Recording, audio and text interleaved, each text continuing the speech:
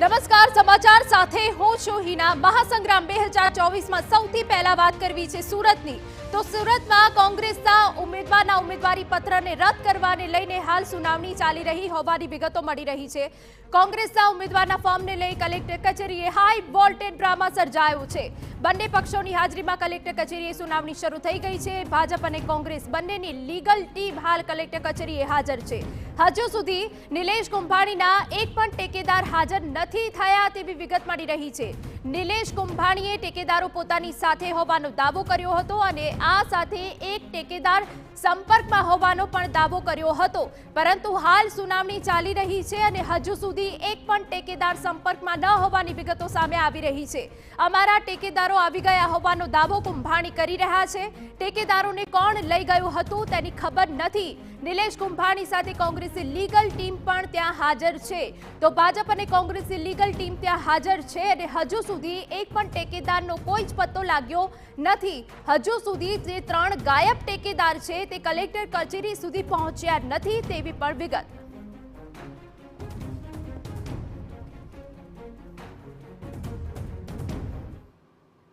તો કલેક્ટર કચેરીએ high voltage drama ચાલી રહ્યો છે, સુનાવણી શરૂ થઈ ગઈ છે। તે વચ્ચે અમારા સંવાદદાતા બળદેવ સુથાર વધુ વિગત આપી રહ્યા છે। બળદેવ, તમારી પાસેથી જાણવા માંગીએ, ભાજપ અને કોંગ્રેસ બંનેની લીગલ ટીમ કલેક્ટર કચેરીએ હાજર છે, સુનાવણી શરૂ થઈ ગઈ છે, પરંતુ અહીંયા સવાલ કે 3 ગાયબ ટેકેદારોમાંથી હજુ એકેયનો સંપર્ક થયો છે ખરો?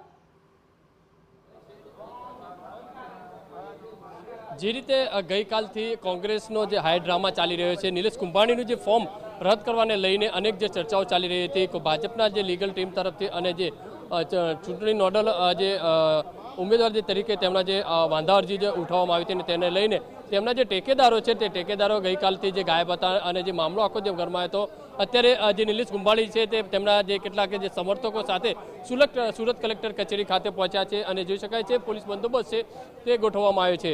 કારણ કે નિલેશ કુંભાણીના જે ટેકેદારોની વાત કરવામાં આવે તો તેમના જે ભાગીદાર છે રમેશ પોલરાજ, જગદીશ સાવલિયા, ધ્રુવીન ધામેલિયા, આ ત્રણેય જે ટેકેદારો છે અહીંયા જે કોંગ્રેસના જે કેટલાક જે છે તેમની સાથે વાત કરીશું। એ અમે અત્યારે ચાલી રહ્યું છે। અત્યારે અમારા સુરત શહેરના પ્રમુખ ધનસુખભાઈ રાજપૂત, અમારા ઉમેદવારના ચૂંટણી એજન્ટ અને BM માંગુકિયા સહિતની જે કંઈ અમારી લીગલ ટીમ છે એ અત્યારે હિયરિંગ ચાલી રહ્યું છે અને હિયરિંગની અંદર ભાગ લઈ રહ્યા છે। ના, અત્યારે 4માંથી કોઈ ટેકેદાર હાજર નથી। અમે અમારા પ્રયત્ન ચાલુ છે, પણ હજી સુધી મને વ્યક્તિગત રીતે હજી સંપર્ક નથી થયો। બીજા કોઈનો થયો હોય તો મને ખબર નથી। માત્ર કલાક બાકી છે, તો શું કહેશો, કલાકની અંદર શું થઈ શકે છે? ટેકેદારો જો હાજર નહીં થાય તો હવે એ તો જે ચૂંટણી અધિકારી છે એના હાથમાં નિર્ણય લેવાનું છે ને, અને અમને જે કંઈ લીગલ રીતે જે ઓપ્શન મળે છે એ ઓપ્શનમાં ભાગરૂપે અત્યારે કાર્યવાહી ચાલી રહી છે। નિલેશભાઈ પ્રત્યે કોંગ્રેસના નેતા રોષ વ્યક્ત કરી રહ્યા છે। ચોક્કસથી આવું જ્યારે થતું હોય છે ત્યારે રોષ વ્યક્ત થતો। જે રીતે જે એક પછી એક જે 4 ટેકેદારો હતા તે ગઈકાલથી જે ગાયબ હતા, તેમની જે સહી છે પોતાની સહી નથી હોવાનું જે કલેક્ટર સામે જે રજૂઆત કરી હતી અને ત્યારબાદ આખો મામલો સામે આવ્યો હતો। બીજા કેટલાક કોંગ્રેસના જે ટેકેદારો છે તે હાજર છે, તેમની સાથે વાત કરીશું। કઈ રીતે અત્યારે જે કાર્યવાહી ચાલી રહી છે, માત્ર 1 કલાકનો સમય બાકી રહ્યો છે, શું નિર્ણય આવી શકે?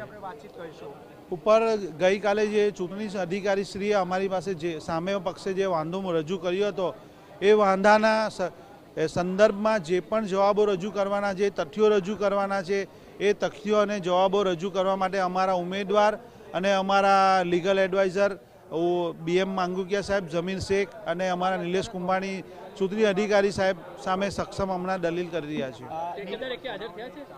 ટેકેદાર પણ હાજર થઈ જશે અને તમામ જે જરૂરી રજૂઆતો છે એ પણ થઈ જશે। નિલેશભાઈ પ્રત્યે લોકો રોષ વ્યક્ત કરી રહ્યા છે, કોંગ્રેસના નિલેશભાઈ પ્રત્યે કોઈ રોષ નથી વ્યક્ત કર્યું, કારણ કે આ એક સત્તાની દામ દંડની નીતિ છે અને એ ચક્રવ્યૂહની અંદર નિલેશભાઈ ફસાયા છે અને એ ચક્રવ્યૂહમાંથી નિલેશભાઈ બહાર નીકળશે અને એમનો વિજય થશે એ હું ખાતરીથી કહું છું। ચૂંટણી એટલી જ જોરથી લડશું, એટલી મજબૂતાઈથી લડશું, એમાં કોઈ સવાલ નથી। અને જે પણ જે શાસન અને બહુમતીની સત્તાથી જે ચક્રવ્યૂહ રચાયો છે એ ચક્રવ્યૂહનો ભેદ થશે અને કોંગ્રેસનો વિજય થશે. આ રીતે કોંગ્રેસના આ જે નેતાઓ છે, કાર્યકર્તાઓ છે, કલેક્ટર કચેરી ખાતે પહોંચ્યા છે. બીજી બાજુ આપણે દ્રશ્ય બતાવીશું કે કલેક્ટર કચેરી ખાતે કિલ્લાબંધી જે કરવામાં આવી છે, માત્ર હવે 1 કલાકનો જે સમય બાકી છે.